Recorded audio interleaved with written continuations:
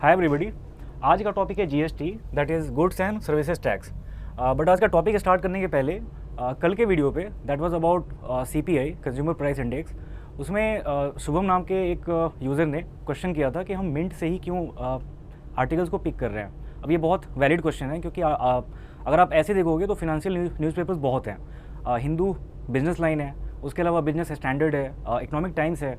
तो इन सब में हम मिंट को क्यों ही चूज़ कर रहे हैं, उसका रीज़न क्या है कि आपको financial articles, business related articles, या फिर अगर हम देखें इकोनॉमिक पॉलिसीज़ के ऊपर जितनी भी चीज़ें होती हैं वो आपको इन सारे न्यूज़पेपर्स में मिलेंगे।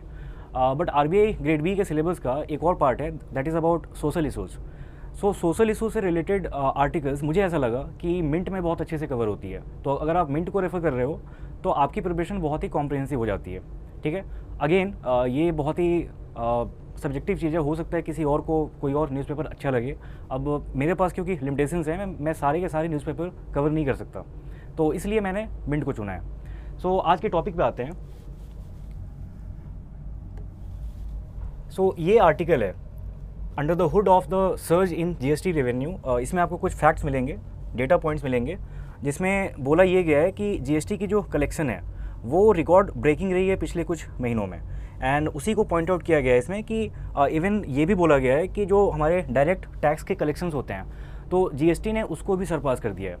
अब एक अलग वीडियो हम बनाएंगे कभी जिसमें आपको टैक्स के टाइप्स, डायरेक्ट, इनडायरेक्ट, ये सारा बहुत अच्छे से बताऊंगा। बट मैं एक छोटे से एग्जांपल से आपको अभी समझा देता हूँ सो दैट आपके लिए समझना थोड़ा आसान हो जाए।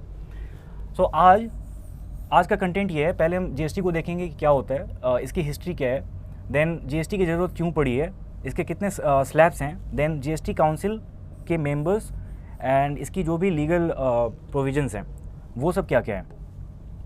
सो सबसे पहले मैं आपको बता रहा था कि टैक्स दो टाइप के होते हैं, डायरेक्ट और इनडायरेक्ट।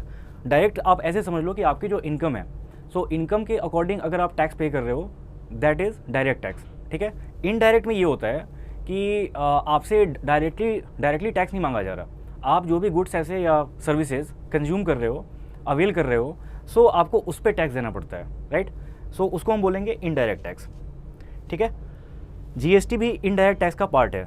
जीएसटी के आने के पहले बहुत सारे टैक्सेस थे जो हम नेक्स्ट वाली स्लाइड में जब हम नीड देखेंगे कि जीएसटी की नीड क्यों हुई, तो उसमें हम देखेंगे कि क्या क्या प्रॉब्लम्स होती थी पहले जिसकी वजह से जीएसटी को इंट्रोड्यूस किया गया। देन जीएसटी एक मल्टी स्टेज लेवल पे इस टैक्स को इम्पोज किया जाता है। अब ये कैसे होता है तो मैं आपको समझाता हूँ एग्जाम्पल से। सपोज कि कोई मैन्युफैक्चरर है, ठीक है, उसने कुछ बनाया और उसने डिस्ट्रीब्यूटर को फिर वो सेल कर दिया, राइट। सो मैन्युफैक्चरर उसने जो भी वैल्यू क्रिएट की है उस पर वो थोड़ा सा अमाउंट एक्स्ट्रा ऐड करेगा और उस अमाउंट पे वो बेचेगा, राइट। सो इसमें जो टैक्स है वो इसी स्टेज पे लगेगा। ये बाद के जो स्टेज के यहाँ पे कंपोनेंट्स हैं उनको पे नहीं करना पड़ता। जैसे मैं इसमें ऐड करता हूँ, मैन्युफैक्चरर से वो आ गया रिटेलर पे, रिटेलर से आ गया मैन्युफैक्चरर से आ गया वो डिस्ट्रीब्यूटर्स पे, उसके बाद आ गया रिटेलर्स पे। ठीक है, सो यहाँ पे जो टैक्स पे किया है डिस्ट्रीब्यूटर ने वो यहाँ से परचेज करेगा, फिर वो फर्दर जब रिटेलर को सेल करेगा तो अभी तक जो भी कंबाइंड वैल्यू है टैक्स के अलावा, जो भी कंबाइंड वैल्यू है गुड्स की, उसमें फिर फर्दर कुछ एडिशन करेगा और वो रिटेलर को बेचेगा, राइट। सो आप ये देखोगे कि हर स्टेज पे जो पूरी लाइफ साइकिल होती है प्रोडक्ट की, तो उसमें मल्टीपल स्टेजेस होते हैं। ठीक है, सो ईच सक्सेसिव स्टेज पे जो वैल्यू क्रिएट हो रही है उस पर टैक्स पे करना पड़ता है जो नेक्स्ट वैल्यू चेन में आने वाला है, राइट। सो अब रिटेलर जब आपको बेचेगा, एज इन जो फाइनल कंज्यूमर्स होते हैं,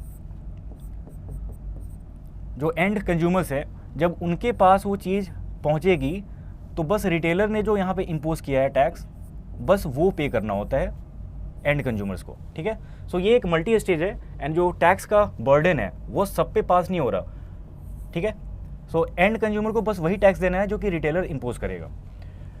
देन ये एक यूनिफाइड टैक्स है। अब यूनिफाइड का मतलब क्या होता है कि आप इंडिया में कहीं भी चले जाओ, किसी पार्टिकुलर गुड पे आपको वही टैक्स मिलेगी। ठीक है, पहले बहुत डिफरेंट ऐसे स्लैब्स होते थे, पहले डिफरेंट टाइप के टैक्सेस होते थे एंड हर स्टेट का अपना एक अलग अमाउंट होता था, अलग परसेंटेज होता था, वो अब यहाँ पे नहीं होता। सो इसलिए इसको बोला गया है कि ये एक यूनिफाइड टैक्स है। ओके, तो अब हम देख लेते हैं हिस्ट्री को। सो सबसे पहले जहाँ से सारा कुछ स्टार्ट हुआ है, ये टॉपिक थोड़ा सा मैं आपको समझा दूँ कि बहुत बार अभी के गवर्नमेंट पे थोड़ी एलिगेशंस लगती हैं कि जो भी कांग्रेस के टाइम पे हुआ है वही इन्होंने पास कराया है पार्लियामेंट में।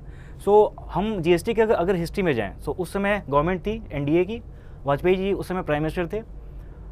जब वो पावर में थे तो उन्होंने जीएसटी को लेके एक कमेटी बनाई थी जिसके हेड थे असीम दास गुप्ता। ये उस समय के वेस्ट बंगाल के फिनांस मिनिस्टर थे। सो इनके चेयरमैनशिप में कमेटी बनी थी जिसने स्टडी किया। वो स्टडी इस चीज़ के ऊपर हो रही थी कि क्या हमारे पास जो बहुत सारे टैक्स स्लैब्स हैं, डिफरेंट स्टेट्स के अलग अलग टैक्सेस थे, सो क्या हम उसको यूनिफाई कर सकते हैं। ये स्टडी करने के लिए कमेटी बनाई गई थी under the chairmanship of Asim Das Gupta, who was the finance minister of West Bengal. फिर 2006 में क्या हुआ, 2006 में उस समय के गवर्नमेंट ने, उस समय के फिनांस मिनिस्टर ने ये अनाउंस किया कि जीएसटी इंप्लीमेंट हो जाएगा बाय 2011। बेसिकली यहाँ पे मैंने वही ईयर्स लिखे हैं जो कि लैंडमार्क माने जाते हैं जीएसटी की हिस्ट्री में। सो 2006 में उस समय के फिनांस मिनिस्टर ने अनाउंस किया कि बाय 2011 हम जीएसटी को इम्प्लीमेंट कर देंगे। फिर आता है 2009। ये वो साल था जब डिस्कशन पेपर, जैसे आप आरबीआई के साइट पे जाओगे तो आपको time to time discussion papers मिलेंगे जो कि बहुत सारे टॉपिक्स को कवर करते हैं। उसमें बात होती है इंडस्ट्री के लोगों से या फिर जो एक्सपर्ट्स हैं। जब भी कोई नया रूल आने वाला होता है किसी चीज़ के ऊपर, जैसे कि क्रिप्टो के ऊपर आया अभी, गवर्नमेंट ने इस बार के बजट में अनाउंस किया था कि 30% प्रॉपर्टी टैक्स लगेगी उस पर, राइट। सो ऐसे जब भी कोई नई चीज़ों पे कुछ रेगुलेशंस बनाने की बात होती है तो पहले आरबीआई हो या फिर मिनिस्ट्री ऑफ फिनांस हो या इवन सेबी हो, सो ये सारे डिस्कशन पेपर इशू करते हैं जिसमें इंडस्ट्री के एक्सपर्ट्स जो कि उस फील्ड के एक्सपर्ट्स हैं वो अपने ओपिनियंस देते हैं। डिस्कशन पेपर में जो ओपिनियंस आती हैं उसको कंपाइल करके, उसको स्टडी करके, फिर जो भी कंसर्न मिनिस्ट्री है या फिर बॉडीज़ हैं जैसे आरबीआई, सेबी है, सो ये लोग फिर उसके बाद रेगुलेशंस बनाते हैं। सो जीएसटी के ऊपर पहला डिस्कशन पेपर ये रिलीज़ हुआ था 2009 में। अब आते हैं 2011 पे। 2011 अगेन एक बहुत इंपॉर्टेंट ईयर है, आप में से बहुतों को याद नहीं होगा, आप एक बार सर्च करना। 2011 वो ईयर था जब एक के बाद एक स्कैम्स हो रहे थे, ठीक है। एक के बाद एक स्कैम्स हो रहे थे, और जब भी स्कैम्स होते हैं तो सबसे पहले जिसका कॉन्फिडेंस हिट होता है वो होते हैं बिजनेस साइड के जितने भी लोग हैं। क्योंकि अगर बहुत स्कैम्स हो रहे हैं मार्केट में, मिनिस्ट्रीज अगर इन्वॉल्व हैं इसमें, तो बिजनेस में कॉन्फिडेंस बहुत लूज़ हो जाता है लोगों का, राइट। सो उस समय अनाउंस किया गया 2011 में।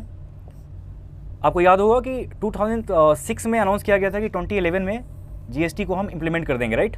सो 2011 में अटेम्प्ट किया गया कि जीएसटी पे एक बिल पास कराई जाए, लेकिन उस समय इतने स्कैम्स हो रहे थे कि पार्लियामेंट फंक्शन नहीं कर पा रहा था सही से, और अपोजिशन पार्टीज़ का भी सपोर्ट नहीं था। इनफैक्ट जो उनके अपने जो अलायंस थी उनकी यूपीए, ठीक है, तो यूपीए अलायंस के बहुत सारे पार्टनर्स ने इसको सपोर्ट नहीं किया क्योंकि सबका फोकस था कि स्कैम्स को कैसे हैंडल किया जाए, राइट।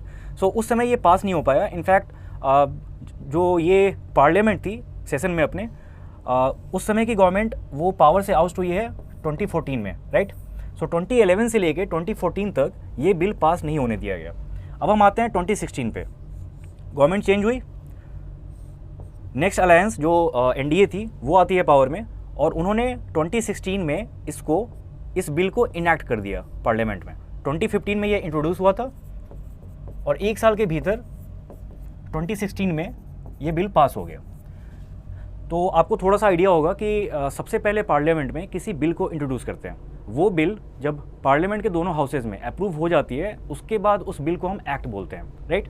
सो बिल जब यहाँ पे पास हो गया तो जीएसटी को फिर एक्ट के थ्रू इम्प्लीमेंट कर दिया गया, एंड उसकी डेट डिसाइड की गई 1 जुलाई 2017।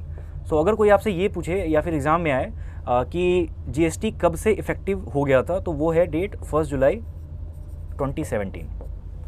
सो ये कुछ लैंडमार्क ईयर्स थे जो कि आपको याद रखने हैं। ये आपको आंसर फॉर्म करने में बहुत हेल्प करेंगे।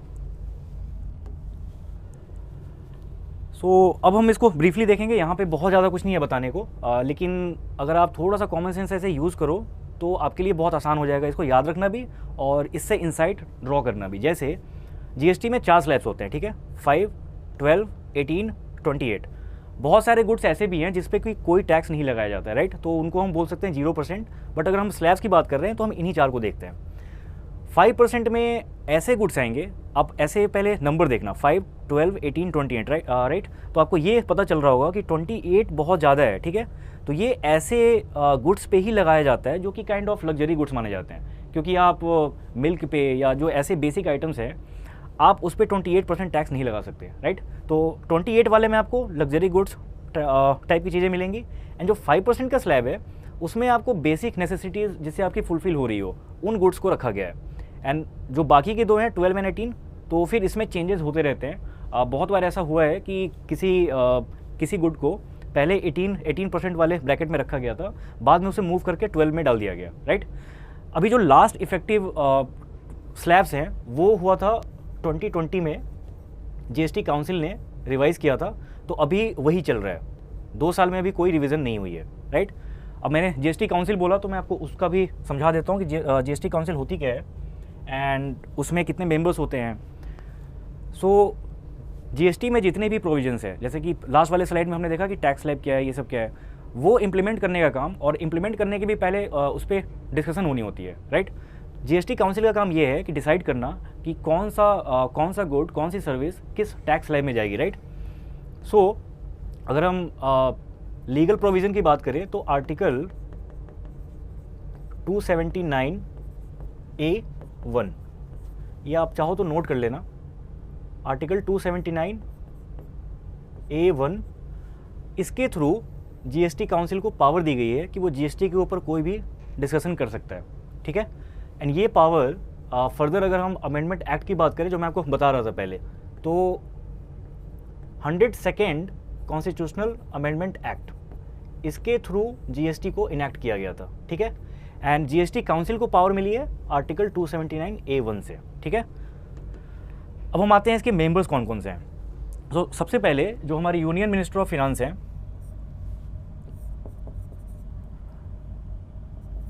Union minister of finance,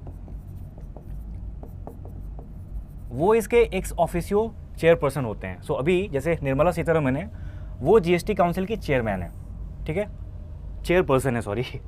and central government की तरफ से 2 ही मेंबर्स होते हैं, एक तो पहला यूनियन मिनिस्टर ऑफ फिनांस, दूसरा यूनियन मिनिस्टर ऑफ